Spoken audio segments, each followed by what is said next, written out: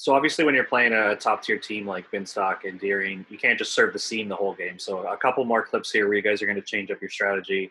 Simone's going to put in a tough serve here and get Josh on his line. Now, how does your defense of just mindset and play calling change now that the hitter's in a different zone, right? So before we had some middle angles, now they're out by the antenna. What does that do to change how you guys want to set up your defense? Well, now it's like you almost want to bail him into that play, right? Like we said that if you get the outside hitter hitting from the outside, he's got more angle. Well, maybe you do want to put him in that comfort zone because you do want him to hit that angle, right? So at this point, you want to make him believe that you're staying on the line. You want to make him see something kind of almost like a lie, right? And you want to make that lie look like it's going to be true as much as possible. I know we like to adjust and seeing, like, say, if we run a trap play, but the opposite team comes back with a jumbo shot or an easy like roll over the cross. Well, our play didn't work. We showed them something that led them believe that it was a trap play and it's an easy play there. So we always kind of adjust, saying, "Oh, maybe I'll try to go later," or Sim start on his line a little bit more and then come back on the cross. Yvan, peux-tu parler un peu de, justement, toi, c'est quoi ton signal pour partir sur la ligne? À quel moment tu veux partir pour aller sur la ligne sur un jour, je vais prendre la diagonale au dernier moment? Ben, premièrement, ça va beaucoup dépendre de la réception. Si la personne est en système, ben à ce moment-ci, il faut vraiment que je retarde parce que je sais que sa vision va être beaucoup plus longue et va être beaucoup plus précise. Donc, à ce moment-ci, si c'est un jeu qui est en système, qui a une belle réception, une belle passe, la personne a tout le temps au monde pour voir le jeu ouvert, mais à ce moment-ci, je peux comme gambler un peu plus et dire, OK, je vais aller plus tard pour qu'il pense que cette zone-là soit ouverte.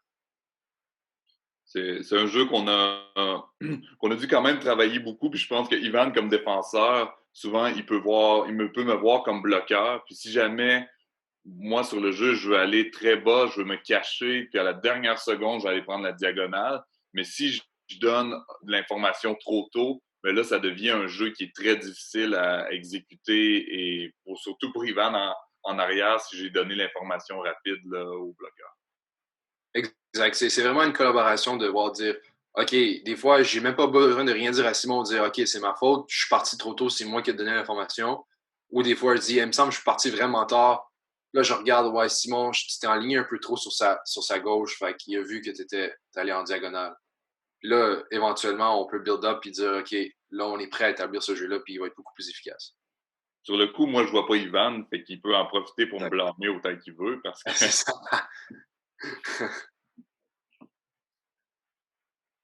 You guys got that? We'll put yeah. So I'm watching this again, man. It's the timing and the positioning that you guys have is making everybody knows, the different plays, whether you're running a line block or an X play, everybody knows the plays, but the timing and the positioning is really getting the other team to cooperate with your strategy and hitting to your plays where you're making plays here. So what are some of the cues that you use on different positions and different players to help you decide your timing, decide your positioning? well, there's different type of hitters. There's some hitter that likes to look a lot and shoot. There's some hitters that just rely on their power and their jump. Depends on which player you're against. The trap play can be very, very efficient on someone who likes to shoot and look a lot if you do it at the right timing, especially if you serve them down the line. They feel with their momentum, then their line shot is a good play. If you play with the timing right, that they feel that they can shoot that line in that last second you move, that's a good play. If you have someone that really wants to hit cross, then that's also a good opportunity. All depends on the type of hitter. So every play can be useful depending on the situation. Yeah, there's lots of psychology in this game and how you choose your play. Ivan, what about you with the way you read your cues and what you're looking for, depending on what different type of hitters do? Well, for sure, like what I told in French also to Sim, depending on the situation, if the hitter is in system, he's got a lot more vision. So he'll be able to have a better picture of what's going on the other side, which makes me kind of in a position where if I want to have an efficient trap play, I gotta make him believe something. So if I want to go to the line, I have to go very, very late, right? Or I have to give him a look that's very similar to a previous look that was a line block, if that makes sense, right? So make him believe that I'll do the same thing again. So playing that like cat and mouse game, I think is sort of important. I think I've learned to do that from getting X-played, if that makes sense. As a hitter, seeing people X-playing, he's like, I was sure the line was open there. Right? Like, you show me that you were on the angle. How did that happen, right? Yeah. And then slowly you understand that, well, he just went really, really late and he saw you when you were looking, right? And it's like really like it's like a game of chess in a way, and that's what I like a lot about this game. Yeah, and you guys are doing it really well, and that's the psychology part that I like. Like I said, everybody knows the plays, and sometimes it's not having enough information or too much information. It doesn't help that you know they're running X plays, because then you start to overthink. They're running X plays, so I'm going to do this. Oh, wait a minute, they're not there. So really your positioning and your timing, and what you really touching on here, knowing the hitter, getting to know the hitter, and getting inside their head, so you can almost not quite predict, but you can really read and look for the cues that it help you make better decisions.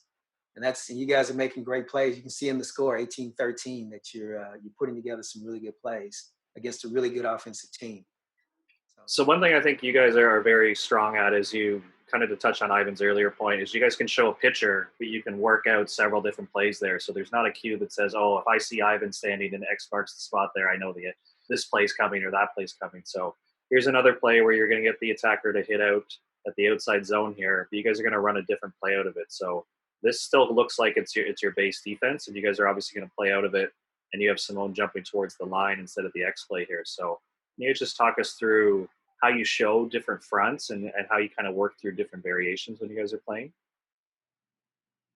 So the goal is that the hitter, with any setup that we'll have before he hits, that he's not really sure what we're going to do on block defense. So on this one, like you just stopped it at the right moment. At this point, I can jump back cross, I can jump straight, I can jump to the line. I gave myself a lot of options, and we can barely see Ivan in the back. That means that he really lined up with me, so he's not really sure which way he's going to go at the last moment. So at the end, you can even do a simple, just a line block, cross defense, but the hitter might think that you're going to move at the last second and then just hit or roll right at the defender because you've set up that play during the game. Yeah, that wasn't a simple line block, man. That's a pretty. Well, that one was not a simple line block. You just did. Yeah.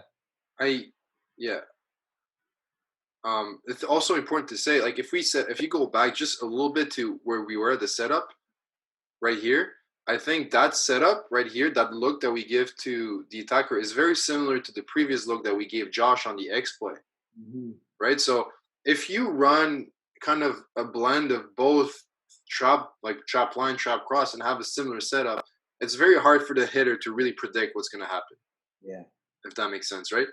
And so I think in this play, eventually Jake sees that the block is going to go line and decides to hit off Sim's hands, because I know Jake loves to hit the outside hand, right? Like, Jake has the level that he's got the vision to go outside. But we've talked about with that, and with Sim, we were talking about protecting his left side as much as possible when this happens.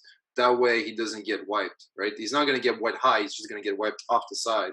And I think a compliment to this play is really make sure you don't get beat to your left is what's making it work. Yeah, this is such an exceptional block. Josh, can you just run that block play again and just stop right at the top, and you'll see Sim's outside hand? Yep. And there. Look at that. Look at that outside hand, man. It's turned back into the court. And you see so many athletes get caught with their blocking like they're in the middle of the court with their hands looking almost flat. And if you can see that outside hand, it's turned back into the court. So as the hitter tries to wipe off the outside hand, again, this is knowing your hitter, studying your hitter. If you don't know them at the beginning of the game, by the first side change, you do. You've seen everything they're going to throw, and that's just an exceptional technical block. So, Sam, talk about that a little bit with the technical part of that block, because that's a good hit, and there's not much court. That ball should be out of bounds except for the technique you're using on your block there. Well, as a blocker, you need to know where you have the advantage and where the header might have the advantage. On this one, with the serve being a little bit in and the hitter going towards the sideline, he has all his power going in that direction. So if I, like you said, I keep my hand straight, then that ball is going to go out after I touch it. But then if I turn my hand, I know then I have the advantage because it's going to bounce back into the court. And it's hard to see on the camera, but at the end, that with your hand, with the finger, the finish is really important to make sure. Even if I put my hand on the side, I need to finish and bring the ball into the court. That's what's impressive about that block. It's you got that hand position, but like you say, the timing and the finish, all that energy. Because even with your hand in that shape, he could still knock it out of position. But that real finish and just your posture too. I noticed I'm looking at your shoulders; they're parallel to the net. That's a big distance you had to travel from where you were to get out in front of that ball. So, is there anything you do in your jumping so that you make sure that you can travel the distance to the play, but also keep that nice shape in your block and you don't end up tilting your shoulders chasing the ball? Well, that part happened in the gym. You need to make sure that your shoulder, that your core are strong, and then you need to engage again your shoulder and your core to make sure you're stable and that you're not going too far. So with that good activation, and make you solid, and that's how that play happened. Simon, on peut-tu s'entendre pour dire que ça, c'est un bloc de vétéran?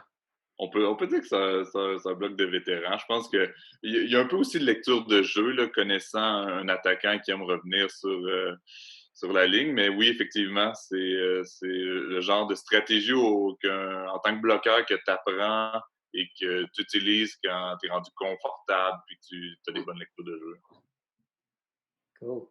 This is the last point for me. If you can just show that block again, Josh. Just there. Look at your shoulders. Your shoulders are parallel to the top of the net and the ground.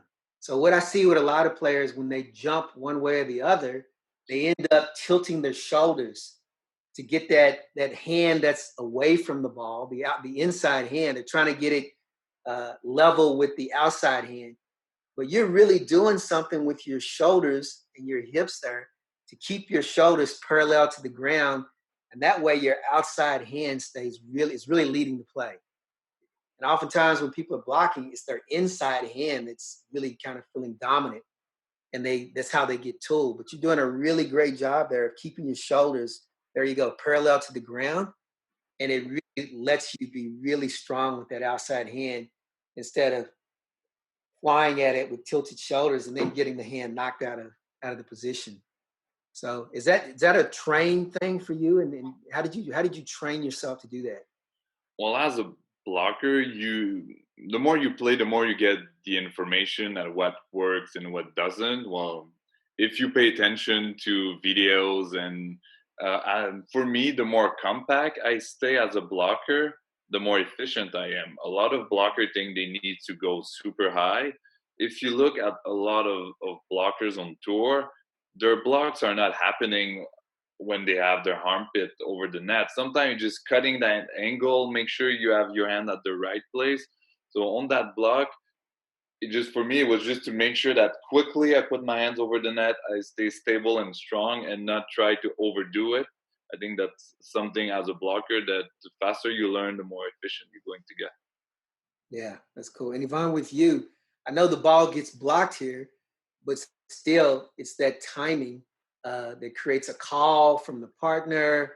You know, the defender's looking at you, trying to find where the open court is. So what's going on for you on this play? Even though the ball doesn't come to you, how are you setting this play up, or what's your part in this play?